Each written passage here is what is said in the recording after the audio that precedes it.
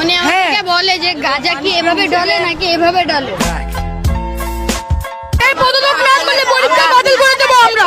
আমাদের তো চেনো না, আমরা ছাত্র দল।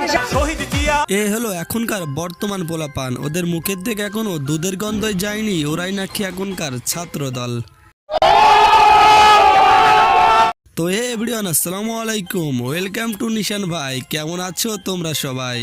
শুধুমাত্র তোমাদের হাসাতেই আমি ইন্টারনেটের অলিগলি থেকে খুঁজে এনেছি অস্থির বাঙালির এই সপ্তাহের সেরা ভিডিও।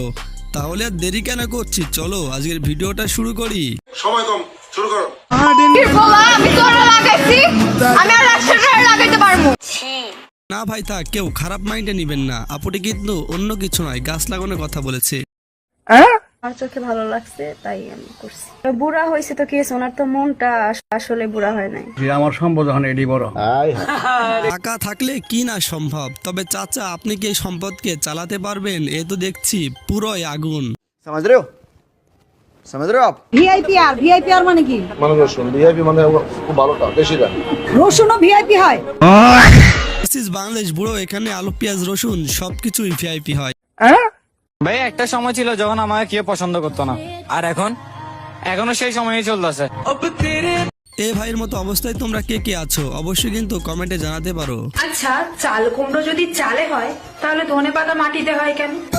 আচ্ছা, লেবু যদি গাছে হয়, ডাবগুলো কেন তোমাদের বুকে হয়? এই হলো ভাই অস্থির বাঙালি, তবে ওর রিপ্লাইটা কিন্তু ভাই সেরা।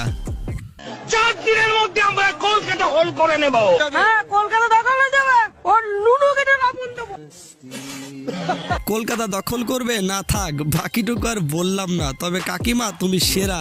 যার কাছ থেকে নেওয়ার কথা ভাবছো সে অন্য কাউকে দিচ্ছে, আই মিন ভালোবাসা। তুমি যার থেকে নেওয়ার কথা ভাবছো সেও অন্য কাউকে দিচ্ছে না, মানে তুমি যেটা ভাবছো সেটাই।